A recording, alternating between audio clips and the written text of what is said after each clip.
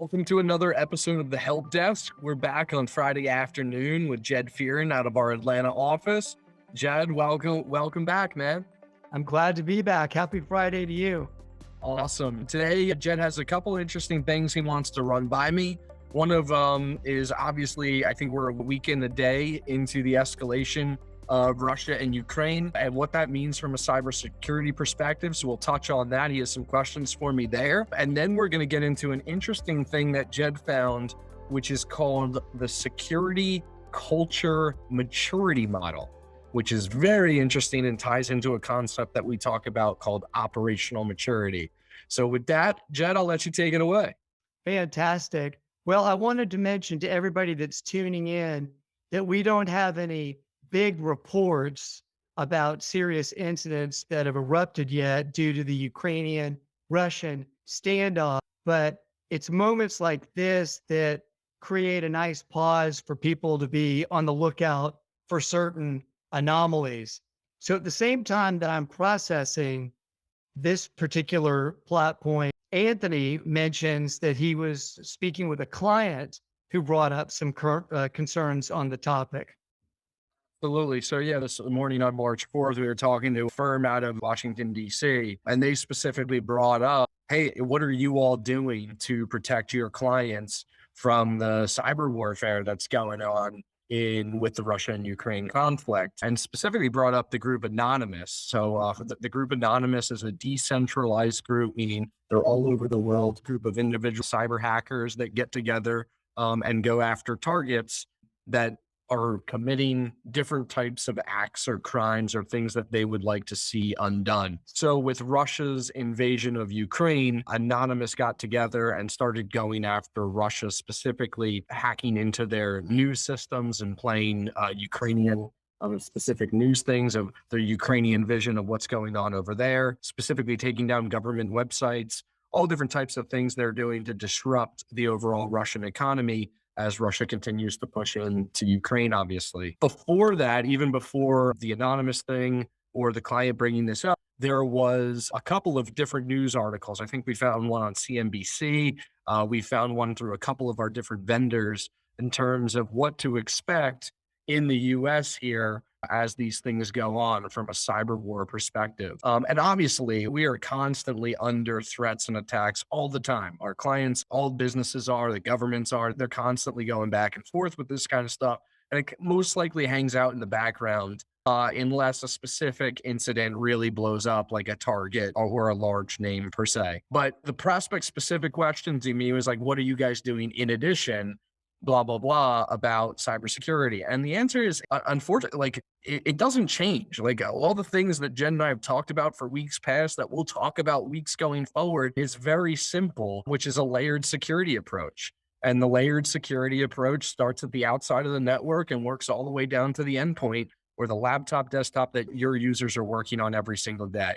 And if you're putting in the right layers, using different vendors for each layer, the goal is that at that time, you should be about 90 to 95% secure. We're always going to live in a world where we're humans interacting with technology. So there will always be a piece of human error that we can't do anything about. Like, for instance, if I send Jen an email and we work at the same company for him to wire money somewhere and it wasn't supposed to go there, there's no technology in place right now that'll stop me from sending that email to him and him sending it in the wrong direction based on the advice I gave him. So there will always be the human component, but if you follow best practices, if you follow the different framework, you can do a really good job of making yourself become less of a target because you're harder to get into. And they're going to go focus their time and attention somewhere else, as well as once they get to you, you're going to have all these blocks or roadblocks in place that's going to prevent them from getting in. The quick answer is these attacks are always going on. Yes, it's a little bit elevated right now because of the current situation, but they're not going away. If this situation ends tomorrow, which hopefully it does, they'll be ready to go again for the next day. So at the end of the day, you should be following the best practices. You should be implementing the right policies, procedures, and you should be doing the human training, which is the cybersecurity awareness training, which flows perfectly into what Jed wanted to ask me about next. Great setup there, Anthony. So I received an email a little bit earlier today from KnowBe4, and their motto is human error conquered. And they had a 5 piece framework, the 5 maturity levels of cybersecurity awareness. And I'm just going to mention each level and let Anthony, pepper each level with some of his own commentary. So level 1 is basic compliance, and that's a bare minimum of training. There's limited metrics, and it's basically a check the box mentality. Do you see this much, Anthony, when you're out and about talking to businesses? Yeah, I say there's probably a level 0, right? There's a level 0 of I'm not doing any awareness training at all for my employees. So you would start there, and then you would get to this level 1. And what I'm really going to touch on is the mindset. And I see with level 1, the mindset is probably like, hey, my cyber insurance carrier is requiring I do this. So just let me buy it and let me check the box, as they mention in there. And obviously, that's not purpose, right? The purpose is to get better and be more mature, which is why I love their language here of what they call this, which is the security culture maturity model. And we use a framework called operational maturity. And I love maturity models because everybody wants to be mature. They want to be the more sophisticated business. They want to up where they are today to where they want it tomorrow. So to put some framework around specifically just training your employees. And by the way, when I say just your employees, I also mean your executives. I think a lot of times we throw that, we don't think about the executives or leadership teams or boards when we're talking about employees. And those individuals, I'll say those 3 groups again: executives, leadership, and boards are usually the most vulnerable aspects of this because they don't have to think about it, or they don't have to comply with the training that's getting out to the other 300 employees. That's not the case. They're some of the biggest targets. Excellent. So level 2 is security awareness foundation. And this is at least annual and onboarding training, occasional phishing simulations, and focus on a variety of different content. What say you about level 2? It's moving up the charts at least. Yeah, level 2, definitely moving up. You're doing it annual. You're doing it when people are coming on board to your organization. You're doing some occasional simulations to see how people are responding to those emails that are being created. And you're throwing a couple different content varieties at them. So definitely an improvement from what we called 0 and above 1. Yeah, it's a process here. So level 3 is programmatic security awareness and behavior. And that features intentional awareness program with integrated tools, quarterly training with simulated phishing, and a focus on security aware behaviors. Absolutely. This is where you're bringing in the awareness program and integrated tools, right? So you're bringing these 2 concepts together: programs, policies, procedures, and jumping directly into the tool set and integrating those. You're moving up from annual to quarterly trainings with simulated phishing every single quarter. And you're focusing on security aware behaviors. I think the move up there, for me at least, is around the quarterly, right? If we're only doing it on an annually basis, how much is it really sinking in? But if we start to do things on a quarterly basis, okay, now I'm getting this quarter over quarter. I'm getting used to it. I'm understanding it. I'm retaining the knowledge better. I'm retaining those different situations better that I may be affected by. And now I can make better improvement. Yeah, well, I have an analogy for you. It's a lot like people that might go to Weight Watchers once a year and after a while have to go back next year versus someone that maybe gets a program, becomes an ongoing part of their behavior, as opposed to, I'm just going to go to Weight Watchers for a month. Absolutely. So that's a perfect lead into level 4, which is security behavior management. And this has 3 bullet points: continuous training across varied delivery methods and audiences, heavy use of integrated tools to inform training strategy, and a program focused on real behavioral change. Yeah. So the number one point I'm going to touch on here is continuous training across varied delivery methods. So where you really start to cross the boundaries here, and I like how they put this in level 4, is that you're getting away from just software based training to in-person training, maybe some live training. So I'll give you a couple examples. Obviously, software, I can go through the program as I want to or as it's assigned to me. In person, hey, we're going to get everybody in the room together. Maybe we're going to do a lunch and learn of this quarter, we're going to do a lunch and learn on the active cyber threats and examples that are happening day in and day out today, not from 3 to 5 years ago.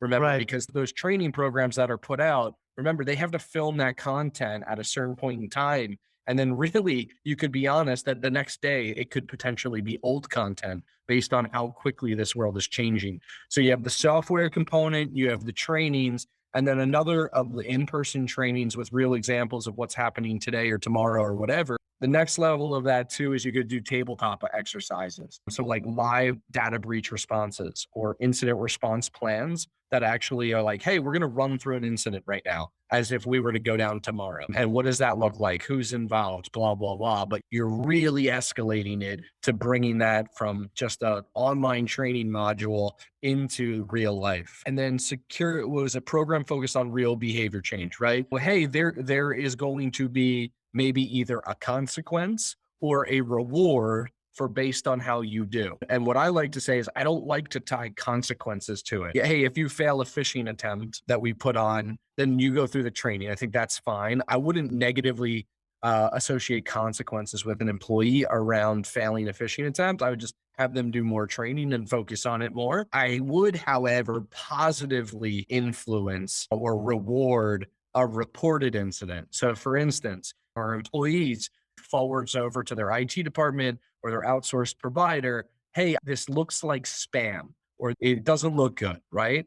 I would be rewarding that behavior of instead of clicking on it or doing anything, they forward it. It's been proven out that was an issue. And we want to reward that employee in front of everybody for doing that. So that's what I see on that third bullet point there of real behavior change. How do you influence that real change versus just here's another training? So what a great program like this and many others do with this computer-based training is they send different follow-ups to people based on what they're clicking on and different training suggestions. So it modifies the behavior that way.